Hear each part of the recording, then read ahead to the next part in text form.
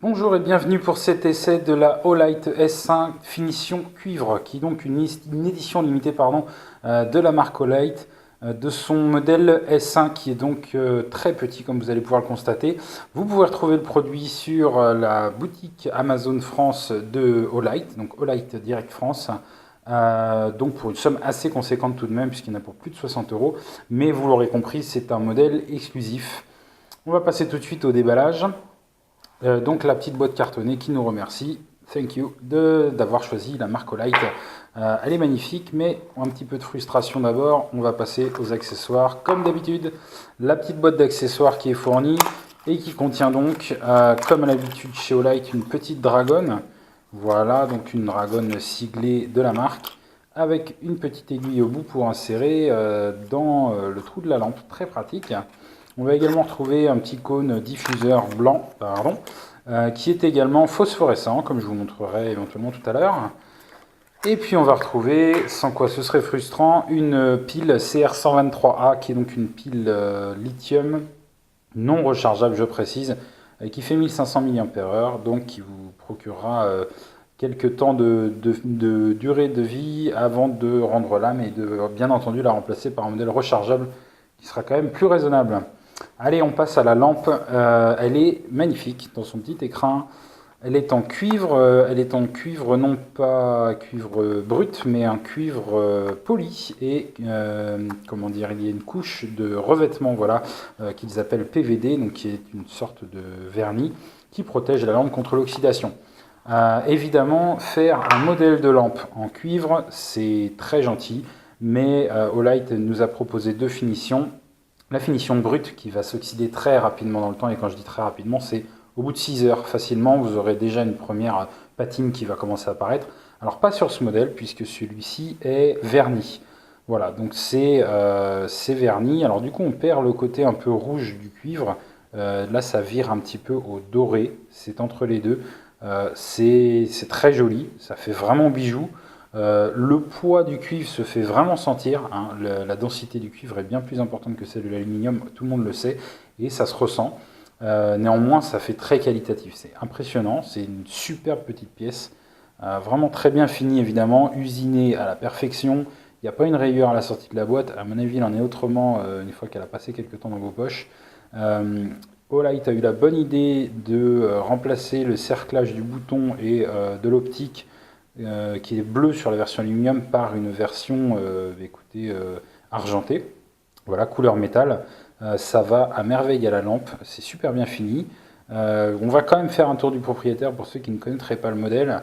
Donc on a une optique ici PMMA appelée TIR, donc qui est une optique en plastique diffusion.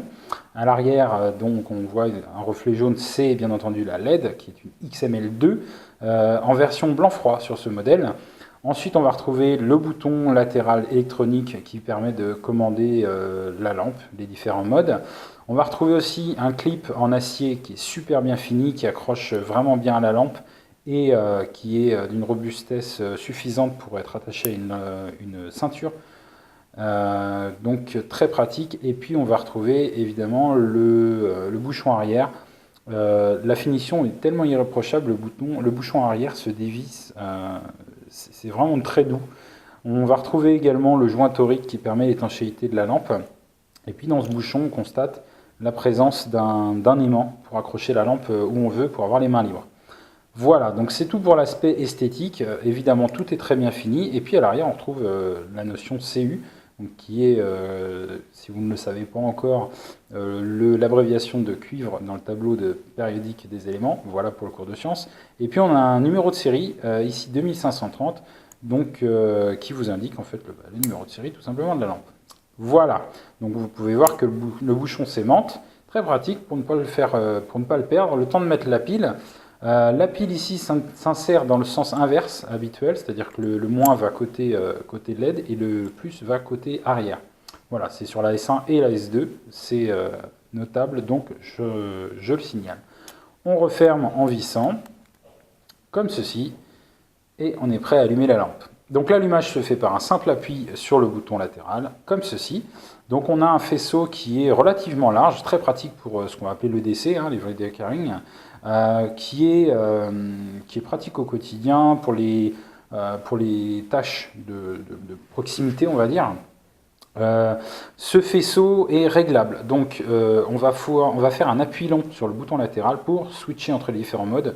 Donc je fais un appui long et je vais switcher le mode fort, faible, médium et ainsi de suite. Fort, faible, médium. Voilà. Le mode faible fait 7 lumens et puis ensuite on a un mode fort qui fait un peu moins de 100 lumens et un mode fort qui fait dans les 240 lumens. Avec un mode turbo. Alors le mode turbo, on y accède depuis la lampe éteinte, comme ceci, par un double clic. Et là, on a 500 lumens. Alors ça paraît pas sur la vidéo, mais c'est assez intense. 500 lumens dans un tout petit package comme ça, c'est juste incroyable. Alors évidemment, le cuivre aide à dissiper la chaleur, comme l'aluminium le fait, mais là, c'est encore plus efficace. Malgré tout, Olight a quand même mis un petit timer qui est identique et qui fait 90 secondes. C'est-à-dire que vous avez 500 lumens pendant 90 secondes. Suite à quoi, vous redescendez sur le mode High qui fait 240 lumens. Ceci afin de préserver non seulement la batterie, mais aussi la LED, parce qu'évidemment, elle chauffe beaucoup avec si peu de matière pour dissiper la chaleur. Néanmoins, les 500 lumens sont vraiment impressionnants pendant le temps qu'ils durent, et on sent la lampe qui petit à petit chauffe, ce qui est très bon signe, ça veut dire que la LED diffuse bien sa chaleur dans le corps de la lampe, donc c'est une très bonne nouvelle. Depuis le mode éteint, on peut également accéder au mode Moonlight, donc un mode très faible qui fait à peine un lumen, en faisant un appui long, comme ceci.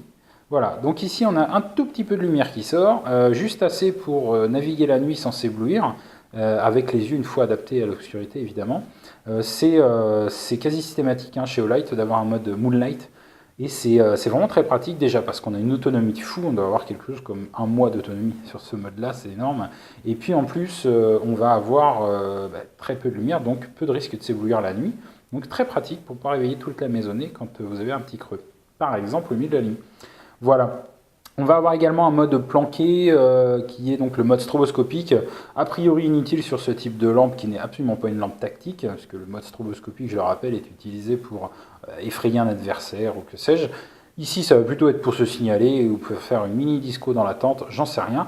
En tout cas, quand on fait un triple clic, comme ceci, oula, depuis le mode allumé, pardon, un triple clic, eh bien, on a un mode 10 Hz 500 lumens qui est vraiment aveuglant, absolument inutile et donc parfaitement indispensable et qui est, merci Olight, très bien planqué, donc pas facilement accessible, donc ça c'est très bien. Voilà pour le tour des modes d'utilisation de cette lampe. Je crois que c'est à peu près tout. Qu'est-ce que je peux dire en conclusion? Évidemment, c'est une lampe bijou, hein, même si c'est un petit peu bizarre de dire ça. Personne va s'acheter ça juste pour l'aspect pratique. C'est évidemment un caprice à ce prix-là, c'est 65 € si mes souvenirs sont bons. Donc ça va être un choix délibéré et complètement irrationnel, donc parfaitement approuvé. Voilà, c'est tout pour cette review et puis je vous invite à aller mettre des commentaires dans la vidéo et retrouver mes autres vidéos sur la chaîne YouTube ainsi que sur la page Facebook. Voilà, c'est tout pour moi et puis je vous souhaite une bonne continuation.